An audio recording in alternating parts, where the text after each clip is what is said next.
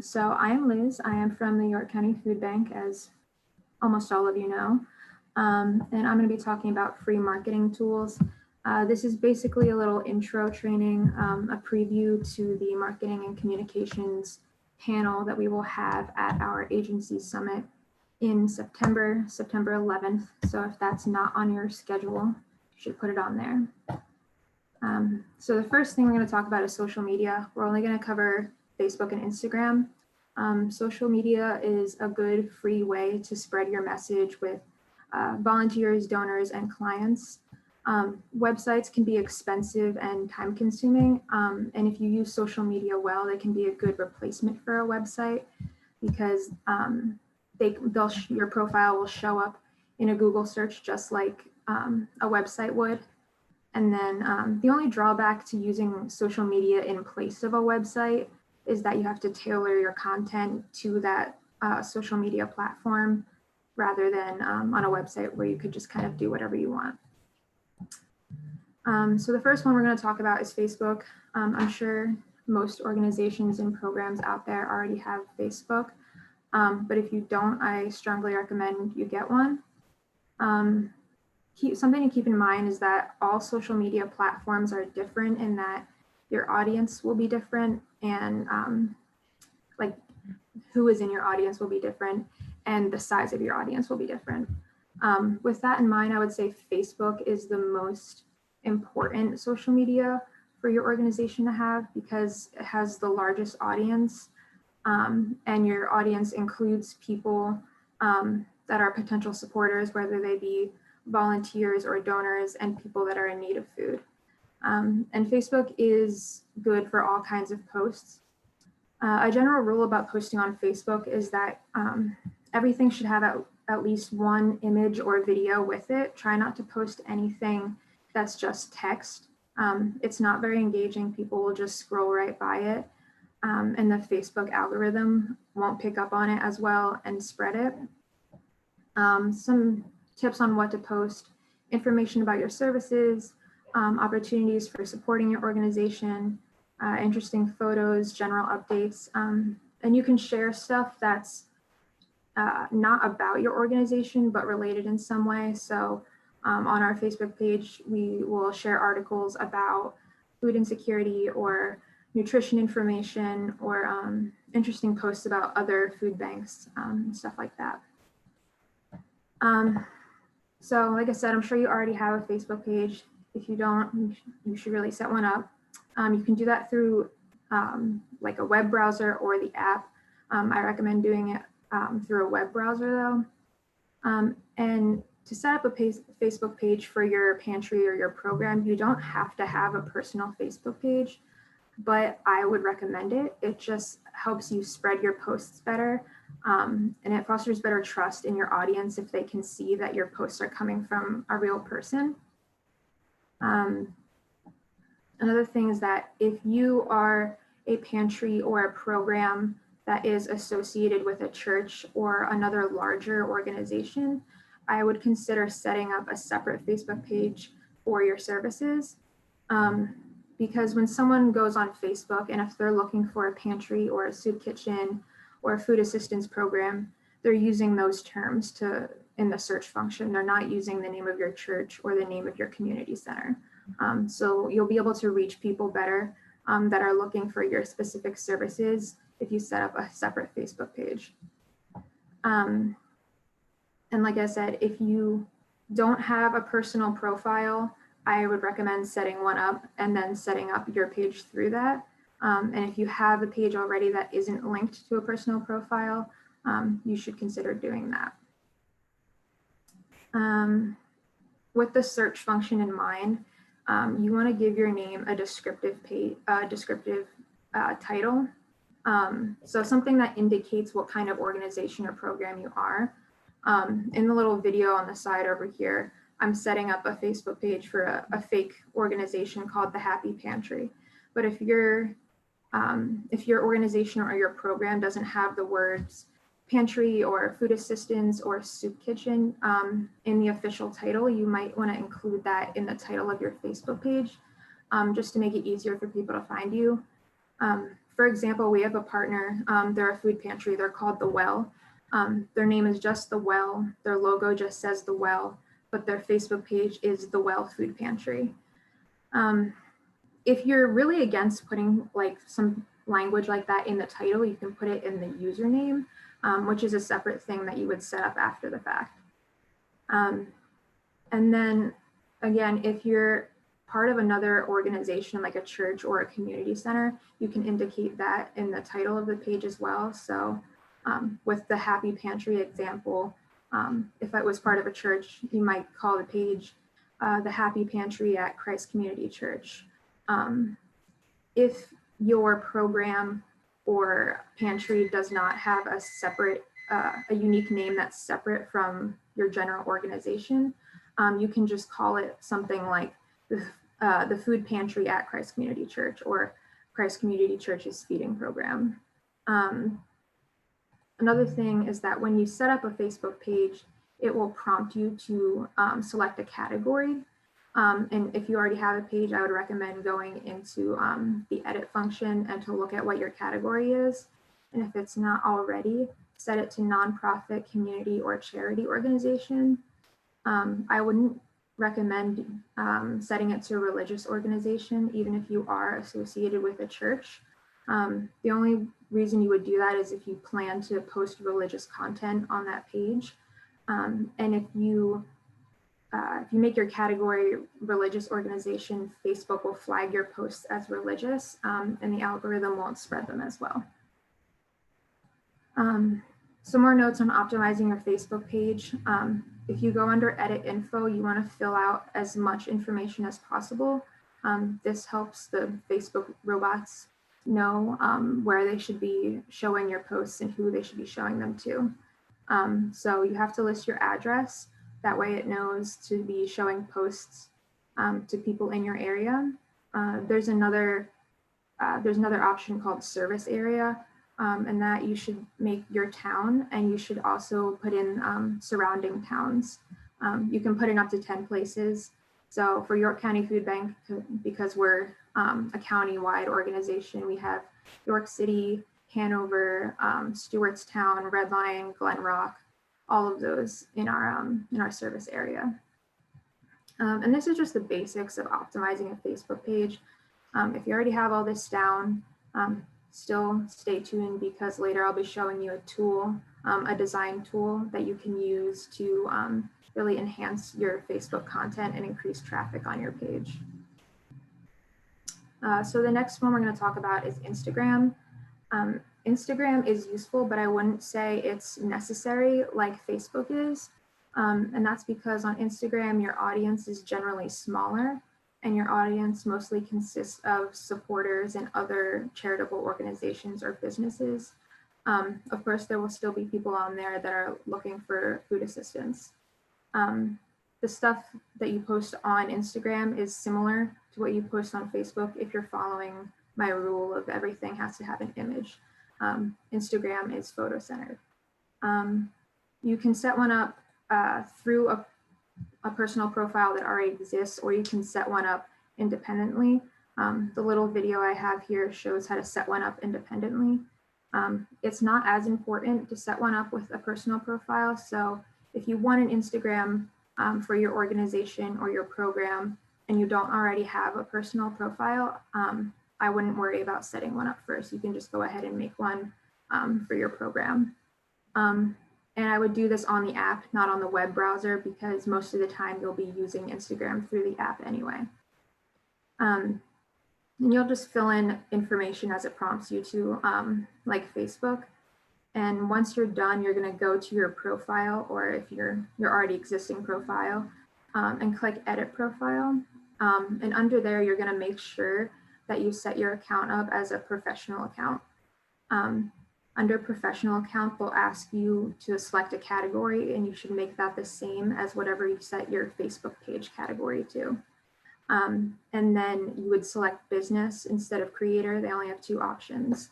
So I know business doesn't necessarily fit for most organizations, for most nonprofits, but Facebook only, or Instagram only has 2 options there. So once you have all that set up, you're ready to go and you can start posting, and you should follow other community organizations and businesses in the area. So the next thing we're going to talk about is Constant Contact. Constant Contact is a mass email service. There are other ones out there. I'm just talking about Constant Contact today because that's what I use and that's what I'm familiar with. But yeah, there's other ones out there. So using Constant Contact, you can sign up for free at constantcontact.com. It's pretty easy, you just follow the prompts. Don't do this on a phone, it's pretty complicated, so definitely use your web browser. Constant Contact does have a lot of paid features, but if you're just using it to keep track of email addresses and send mass emails, you're totally fine with a free account. So once you set up your account, you need to add contacts, and there's two ways to do that. You can copy and paste a list of emails from another document. That could be an Excel sheet, a Word document. This is the one I use most of the time. And you can create a new contact one by one, sort of as a contact profile. And if you're doing it that way, you just want to input as much detail as you can. There are other ways to get contacts in there, but I think most of the other ones are paid features, and these are the only two that I really use anyway. So after you get your contacts in there, you're going to set up lists. Lists are how you are sending your emails, how you choose the recipients. To set up a list, well, you can create a list of, all of your contacts. You can create a list of clients, of volunteers, of donors, and that way you can tailor your emails to those audiences.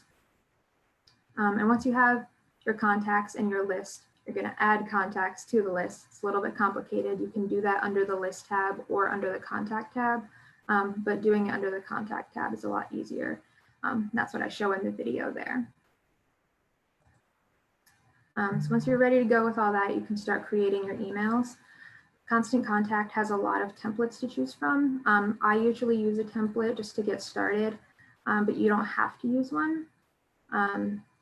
When you're customizing, it can be a little tricky at first. Constant Contact isn't super intuitive. So after you set up your account, I would recommend spending some time in there just making fake emails, clicking around, just to get used to things and understand where to find things. So Constant Contact has a limited number of fonts and graphics. So if you want to get fancy with your emails, you'll need to design things outside of Constant Contact and import them as images. I do this a lot with headers and clip art, sometimes with fonts as well.